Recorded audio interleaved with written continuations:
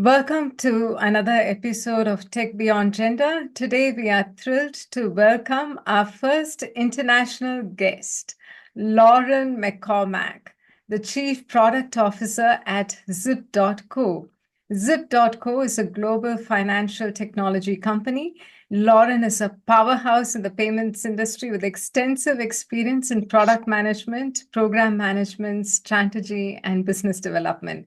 She's not only an established leader, but also someone with deep curiosity, excellent judgment, and an unending love for learning. Known for her ability to work seamlessly with people from all walks of life, Lauren brings invaluable insights into diversity and inclusion in the tech sector. We are excited to have her with us today to share her journey and perspectives on creating a diverse and inclusive environment in tech. Welcome, Lauren. We are excited to have you with us. Thanks so much for that overwhelming welcome. Thank you. Thanks for joining us. And you're very special as well because you're our first international guest. So far, we've had our guests were all from New Zealand. So it's good to cross boundaries now. That's very exciting, especially on the topic of diversity. Yeah, absolutely. Can you share a bit about your background and your role in Zip.co? Absolutely. So my background is heavily focused on payments and product management. I've been in product management for about 17 years or so. I spent the bulk of my career at a payments company in Australia called Cuscal, who provide the back-end payment services for a lot of banks and financial institutions in Australia. I started there in 2008 as an associate product manager and spent 11 years there and left as the head of product. I then moved into some product consulting. I consulted to New Payments platform in Australia and then joined Zip 4 years ago. I joined as a contract program manager, but I was really hired in because we were launching a visa product and they needed someone with payments expertise. So the role was less important than the background and expertise I brought to the role. I then became a permanent director of payments, then moved to director of product, and then 18 months ago, our CPO left and I was promoted to chief product officer. As you mentioned in the intro, Zip is a point of sale credit provider, and we operate in Australia and New Zealand, which is the market I look after, and then we also have an operation in the US. Awesome. How did you become passionate about diversity and inclusion in the tech sector? So early in my payments career, I started out running ATM networks, which was at the time heavily male dominated. A lot of that industry is around, armored guards and cash delivery.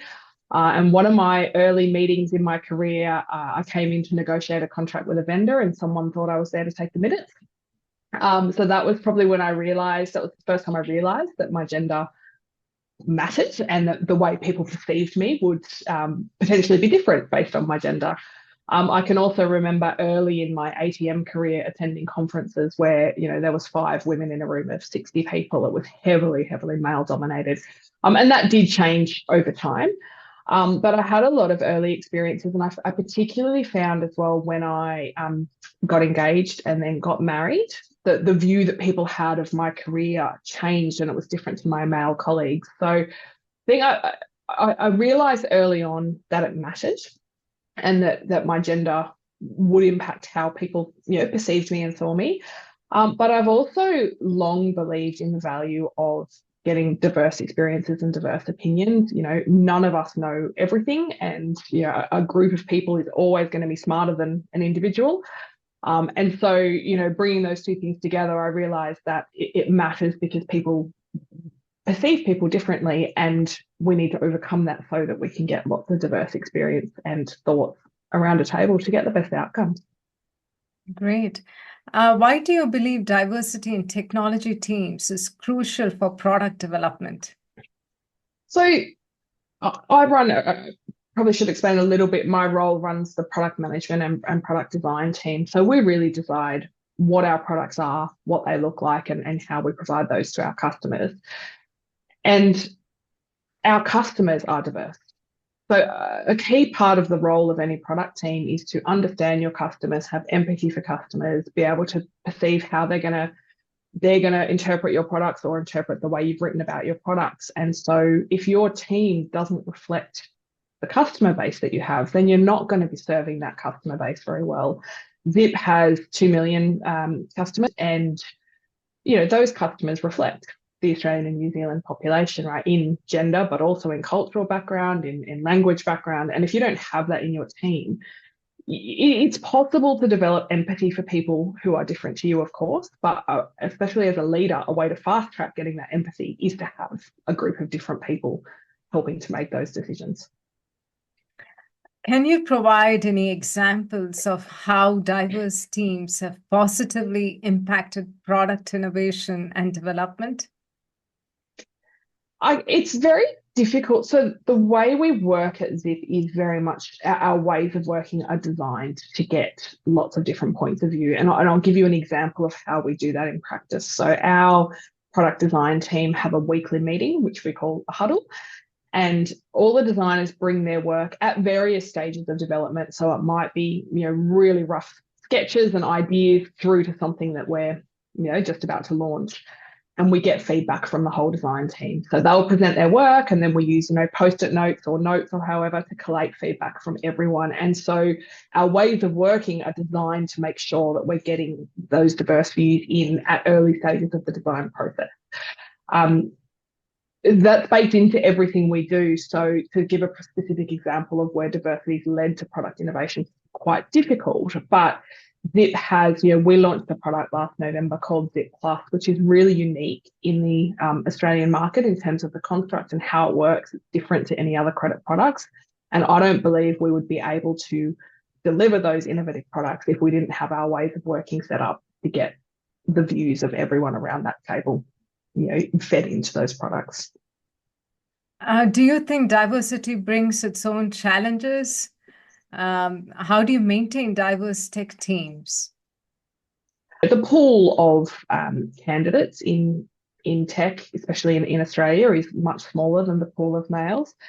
I also really believe that a key factor in maintaining diversity in any organisation or any team is the structural barriers we have in society around caregiving. So, we know that predominantly caregiving still falls to women. In Australia, 85% of women will have a child at some point in their life. So while there are a pool of women who don't have children, mothering is a key part of women's lives in general, and being able to keep women in the workforce and engaged in their careers when they hit that stage of their life is a key, societal challenge that we have around maintaining diversity. I think as well, it's quite well understood that men will advocate for themselves more than women will. They'll apply for a role when they don't meet as many of the criteria as women. They'll self-rate higher in performance reviews, and all of those things over a 40-year career can add up to, a lot of challenges in maintaining diversity. We have a range of things in place sort of structurally, which I can talk through. But one of the things we do to try and ensure that we have diversity of thought in our tech teams is we work in what we call triads, but we have an engineering manager, a product designer, and a product manager who work together on each part of our product. So we have all of these triads for different elements of the product. Product design in our organisation skews female, engineering skews male, and product management's quite a good mix. But by having those triads come together to make all the product decisions, you bring diversity into the tech space by having that cross-functional group. So that's one way that we try to ensure that we have diversity across our teams, by bringing the teams together. But there are a lot of challenges, and some of them are organisational and some of them are societal challenges that we all need to work together to solve. Have you ever worked in any organization where they have taken proactive steps to bring young mothers back into workforces? So I've worked for relatively small organizations, so mid-sized organizations. I know there are some organizations in Australia, large organizations like the big banks, that have formal programs. So like a graduate program, they actually have a return to work program where they bring mid-level women who've been out of the workforce in for a while, and they do a 2-year rotation just like a grad program, which I think is a fantastic initiative for like larger organizations to be running. Some of the things I've done in my career, I've not worked anywhere large enough to run a program like that. But one thing I was really passionate about at Cuscal was advertising part-time roles. So I can remember having conversations with our CFO where I'd put half a resource in a business case. And he was like, you can't hire half a person. And I said, watch me. Because if you advertise a role at 3 days a week, you will get, a pool of outstanding candidates who, need that flexibility for whatever other things they have going on in their life. But you get people in who can continue to maintain their career and develop their career while working part-time. Another thing that I am really passionate about is flexible work. So I am really fortunate at Zip that I have a seat at the exec table on the ANZ business, and so I'm actually able to influence the policies of the company. And when we were talking about what we were going to do about flexibility and hybrid work, I strongly advocated for less than half the week being mandated in office, because the reality is we know that caring responsibilities predominantly fall to women in our society, that hasn't changed. And by allowing people that flexibility around where they work, it really helps women and men, but women balance all of the responsibilities they have in their life. I would not be able to do, I'm a parent, I have 2 children, and I'm also a single parent. I wouldn't be able to do the role that I have if I needed to be in the office 5 days a week. So that flexibility has allowed me to become a CPO and have a seat at the exec table and be able to influence what's going on. And I really strongly believe that flexibility is a huge factor in keeping women in the workforce. Awesome. In certain technical environments, I've noticed, and even the experts have spoken about it extensively, as to how in senior technical roles you see a drop of female candidates even applying for the roles, or even in teams. We actually see them sort of move on to becoming a delivery manager or a product manager or a product owner. So have you come across any strategies in any of your workplaces where the organizations proactively done something to retain female workforce in senior technical roles? So something we do at Zip, which I think is quite helpful, as I mentioned, women tend to not apply for promotions or roles unless they meet. I think the statistic is men will apply if they meet about 60% of the criteria, and women need to meet 100 basically before they apply. So a small change that we've made is our job ads now say, if you don't meet all of the criteria, please still feel free to apply. So we've specifically called out that it's okay if you don't, which is such a small change, and every organisation could make that change, but it impacts how people perceive. I'm also really big on tapping women on the shoulder and encouraging them to apply for more senior roles. I have a lovely, fantastic female director in my team that I tapped on the shoulder and encouraged her to apply for that role, and I don't think she ever would have applied if I hadn't encouraged her to do that. So I think there are a key thing is understanding the differences between how men and women operate. And one of the benefits of me being a female, a woman, and having lived experience of that, and now having a seat at an exec table, is that I can help other people understand, those lived experiences, and the fact that we don't, advocate for ourselves. We at Zip 2, we're very focused on gender equity through our performance process. So we make sure that we're rating men and women equally, and that we've got we've got equality in our performance process. Because again, if women, there is research that shows that women are often rated lower than men, or they get harsher feedback in reviews, and those are the things that will undermine someone's confidence and cause them to move sideways or into a different role because they don't feel that they're performing. So there's definitely, I think, structural things that organizations need to put in place to allow for the fact that women and men are socialized differently from very young ages, and we will behave differently in the workforce. I'm very impressed with all the research that you have read on this topic as well. Clearly, I'm passionate about it. Yeah. Yeah, absolutely. This is what I do at night. Yeah, I have come across the same paper about the research in HP where they did They had some internal roles available, and they asked male and female employees within the organization to apply. And in gender, they saw that women would apply only if they meet 100% criteria, and men would apply if it's Yep. 60%. And it's just alarming, right? Like how we tend to just stick to the fact that we need to know everything about Yep. a topic before saying that I know it. And that's never going to Yep. happen. Absolutely. We are hard on ourselves. And I think we're also socialized in various ways from childhood to focus on perfectionism. So if I can diverge for a bit, I read an article about some research recently about children's activities. And this, I think, has changed a lot in nowadays, but certainly when I was young, boys tended to play more team sport and girls tended to do more performing arts type activities. And when you play team sport, you take risks and you fail in front of the crowd, and then you get up and you keep going. You know, you kick for the goal, you miss, you keep going. In performing arts, you perfect everything privately and you don't let anyone see what you're doing until it's perfect. And I Wow. read this article, and like, I did performing arts as a child and I didn't play team sport, and it just resonated so Wow. much. Yeah, so my daughter plays team sport. But yeah, and look, obviously there's a lot more girls playing sport nowadays, but a lot of the women, yeah, and that's one example of how we can be socialized differently, you know, from a young age. But these things really carry through into the way that you operate in the workplace. Yeah, now thinking about it, even during my school days too, or even before that, there was a lot of emphasis, not just about performing arts, it's about sewing, right? Right? A simple activity such as sewing will Yeah. require a lot of attention and perfection to it. Yeah. Yeah. So I think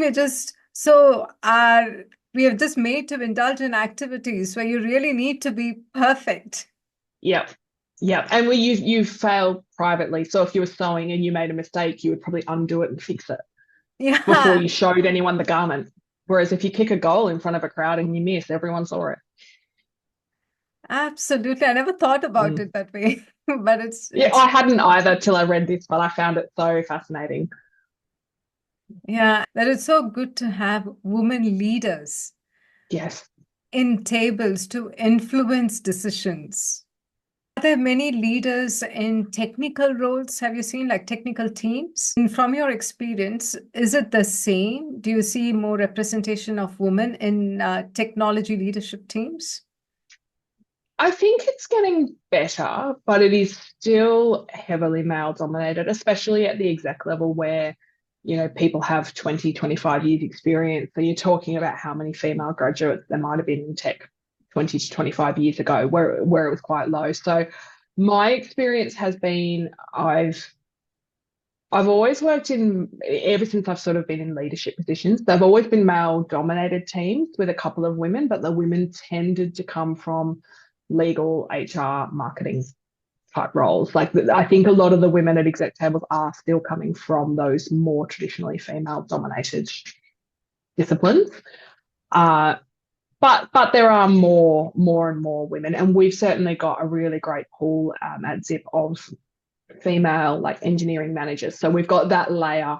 We've got quite a few great women coming up, and I've mentored quite a few of them either formally or informally because our CTO is male. So I step in and help with mentoring a lot of the females in engineering, or a lot of the women. So I think it will change over time, but I think we're definitely not there yet. Yeah, so someone who I know is an aspiring CIO who wants to apply and be a part of the leadership team in technology. But what she has come across is like there's an explicit mention that you need to have like 5 or 10 years of work experience in leadership roles in technology. And Mhm. then that becomes even more challenging because it was probably even worse few years ago. Yeah, but she should apply anyway. Yeah, yeah. You never know what will happen.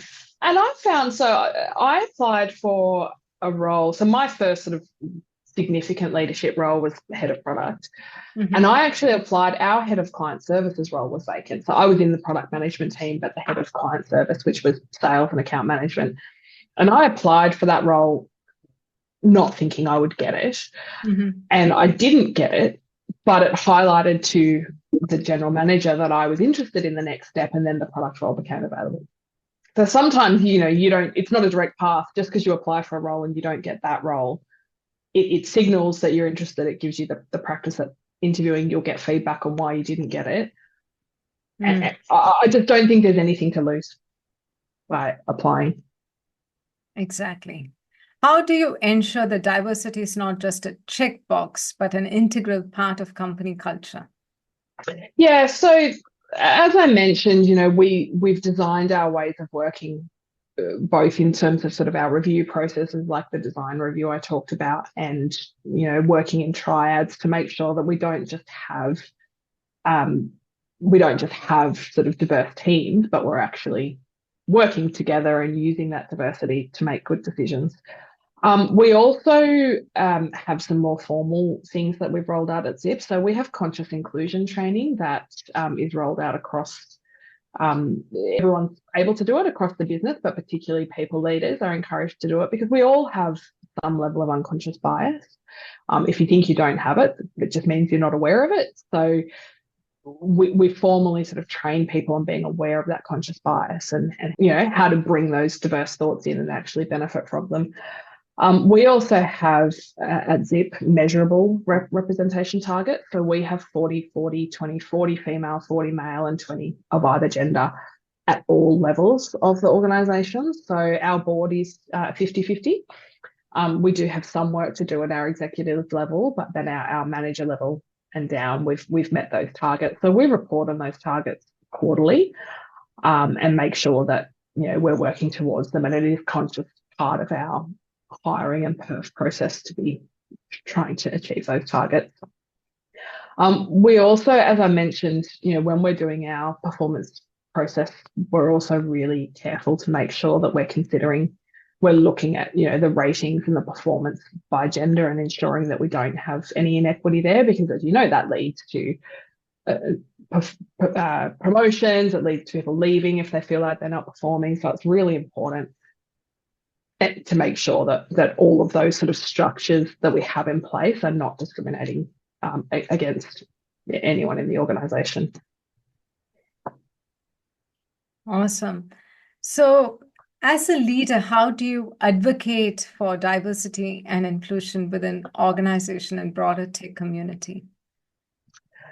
So as I mentioned, I'm really lucky that I have a seat at the exec table. So I'm able to influence from that exec table. I've given the example, but I really strongly advocated for allowing people to work from home at least 3 days a week, because I knew that would predominantly, it benefits everyone. One of the things I think has actually comes out of that flexibility is also that men can lean more into those caring responsibilities, which enables their female partners to have a career. So I really strongly believe in the flexibility and allowing people to work from wherever suits them. And that was one thing I advocated very hard for, because I really strongly believe that was important. I bring a gender lens, when we're doing performance calibration or designing our performance review systems. And as you pointed out, I have read quite a lot of research, so I can often back up, my opinions with data or factor. I'll go looking for, I think when you have lived experience as a woman, and also when you've read enough about it, sometimes you'll have a gut feel that the way we're designing something is, not quite right, or it's not going to be fair and equitable for everyone. And then usually you can go and find the research. But you having the lived experience and the gut feel helps you then to go and find that research. So I'm really fortunate to have that seat at the table where I can advocate from the inside. I don't know if that's the right term, but you know what I mean. One thing I'm really passionate about is making sure, while I, as we said, I advocate a lot for gender diversity, it's not women's job to advocate for gender diversity. It's everyone's job. And something I'm really passionate about is making sure we're not, holding the women in tech accountable for getting more women in tech, or the female execs to be accountable for running all of the women's programs. I really push for all of our execs to be accountable for our diversity targets, and also mentoring women and designing processes that don't disadvantage others. But again, having that lived experience, I think if you don't have lived experience in something, it's not top of mind. And so I'm able to advocate for that. And I have a really receptive group of peers who all really care about gender. I'm not sort of fighting an uphill battle, which is great, but just being able to bring that, have you thought about how this would feel to, a female engineer, for example, that you're asking to go and speak at an event about being a female engineer? Does she actually want to do that? Is that part of her career development, or are you asking her to do that because she's a woman? So I really push for everyone to be accountable for diversity and to be thinking about it and taking an active role in that. I mentor a lot of women, both internally at Zip. So as I mentioned, our engineering leadership team is predominantly male. It's not all male, but we do have more men. So I mentor quite a few sort of mid-level engineers who, need someone to bounce those ideas off or talk to. And it's not necessarily just about issues of gender, it's the issues of leadership or decision making. But I will sort of step in and support a lot of those women, and provide introductions. And I'm really fortunate as well to have a great network that I've met through various industry events, and I'll try and connect people who might be able to help each other out. So there's lots of different things that I do as part of my role, I think, where I try and advocate for diversity in the org. Fabulous. You're a busy woman. I can't believe that you're a single mom with 2 kids. Yeah, I feel I should caveat that I have 50-50 care with their dad. So I'm not doing it alone. We have a very good parenting relationship. But what it does mean is, like, when I'm on pickup, I'm on pickup. Mm. No one else is going to do it for me. Now, being a single mom as well, and you just mentioned about having that industry relationship and stuff. Has it been easy for you to actually go out, network? Do you think that's important for women? I think it's really important for everyone, regardless of gender.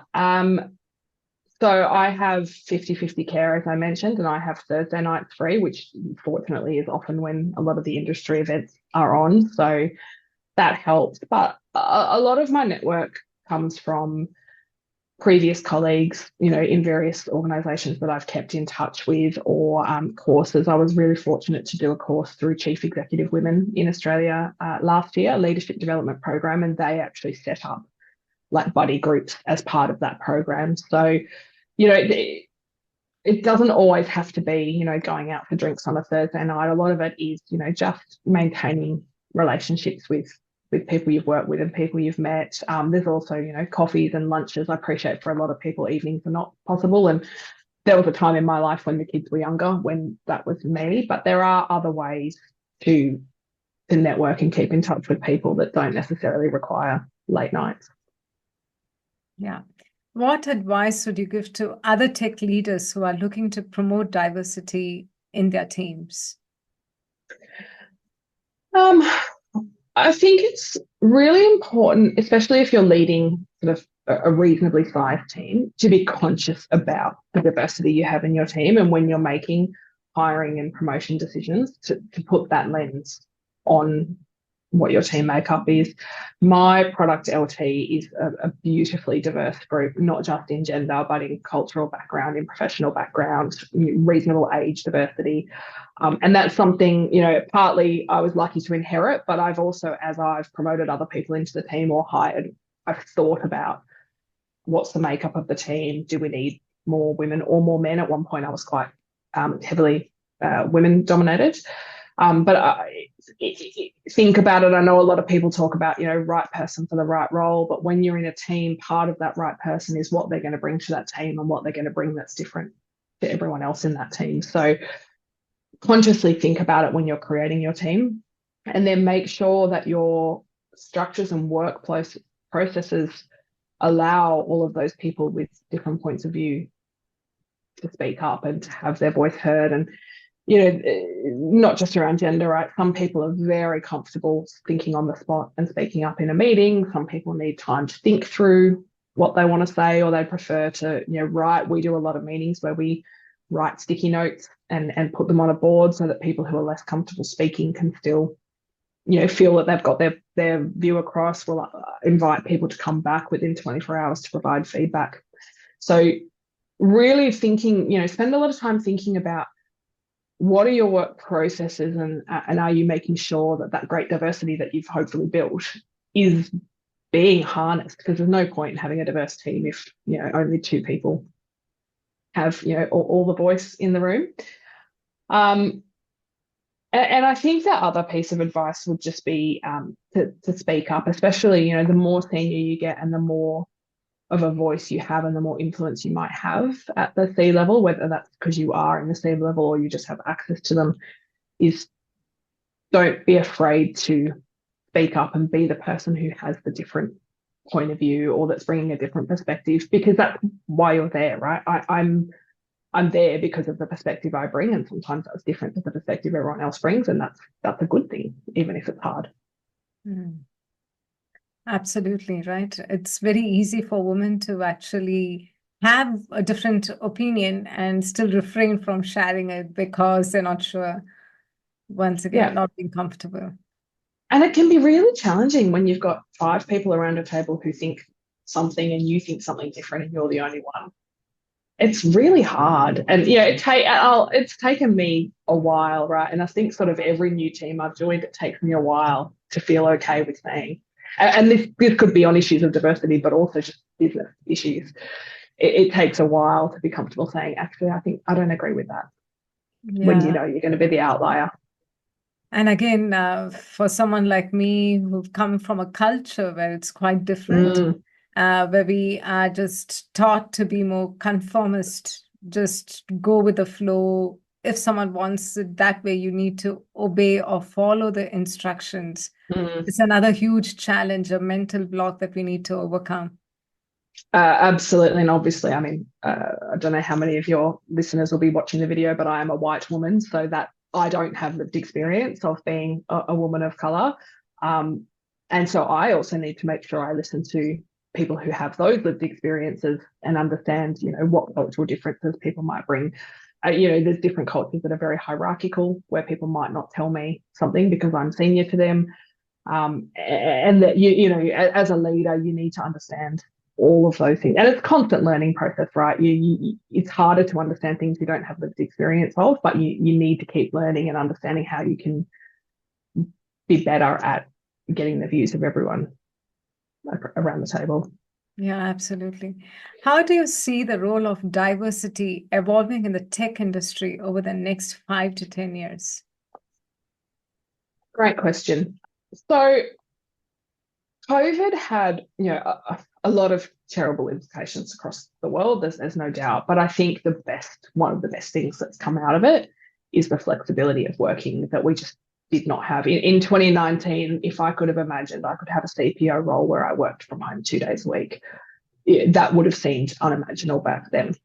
And, as I've said, we know certainly in Australia, I'm not sure on the stat in New Zealand, but 85% of women will have a baby at some point in their life and will take on the predominant load of caregiving. So I think that flexibility, as long as we don't erode it, and I know there's a lot of debate around return to office and hybrid working and how many days people should be back, but if we can maintain some level of flexibility, I think we will see that flow through into more women not leaving the workforce or, staying more engaged in the workforce, and then having a stronger pipeline of women coming into leadership roles over the next 5 to 10 years. So let's hope that we can maintain it. I think we're also seeing a lot more female graduates in tech spaces. With the young people coming up today are digital natives. They've grown up with devices and technology, and they're a lot more comfortable and familiar with it. So I think we'll see the pipeline grow and not erode. And so I think I'm really hopeful that we're going to see a lot more diversity. I think the other change that's happening in the corporate world is what we expect from leaders and what we see as good leadership is changing, and that the more sort of empathetic style of leadership, which is stereotypically associated with women. Of course, not all women are like that, and not all men are not. But the style of leadership, in I don't, without wanting to get into politics, Jacinda Ardern, I think from New Zealand, was a great example of that different style of leadership. I think that's becoming more popular, and that will advantage women who are, progressing in their careers and bring that to the table. That'll be seen more as a skill and an advantage. So overall, I'm pretty hopeful that over the next 10 years or so, we're going to see a lot more women. And I'm definitely, my daughter is 11. I'm really hopeful that by the time she's at the point I'm at in my career, that we won't see any difference. Oh, beautiful. So what personal experiences have driven you to champion diversity in your professional life? Great question. I think my early formative experiences where I was treated differently because I was a woman, and my voice, as I said, I had that early meeting where someone thought I was there to take minutes when I was there to negotiate a contract.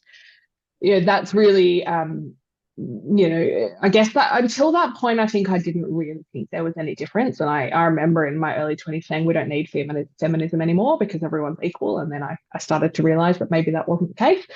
And then having had children of my own, having taken maternity leave and taken a step back from the workforce temporarily, and having the lived experience of being a caregiver and trying to balance career with caregiving. So those personal experiences, I believe I have something to bring to the table, and I would hate to think that my gender would be the reason that I can't bring something to the table. And so that really makes me passionate about advocating it for others. We have at Zip, half our customers are women. We also have people from country areas, city areas, backgrounds that are not English speaking, different cultural backgrounds. And as a product leader, if I did not have that reflected in my team, I wouldn't be servicing my customers very well. So I strongly believe it's not just the right thing to do in terms of, everyone having a role in society, but as a business person, I think it's the right thing to do to make sure that we are providing the best things for our customers that we could be providing. So yeah, both lived experience and business sense, I guess, make me think this is a really important topic. Great. Thank you so much, Lauren. It was just amazing to have a chat with you. It's good to have your perspective on it, and it's so good to hear what Zip.co is doing, the initiatives that they're doing within the organization to promote diversity in tech sector. Thank you so much for your time. Any last words, messages for us, for our listeners? Yeah, just advocate for yourself, advocate for people around you. And Mina, thank you for having me and doing what you're doing. I think it's such an important topic to be talking about. I really appreciate it. Great. Thank you so much, Lauren.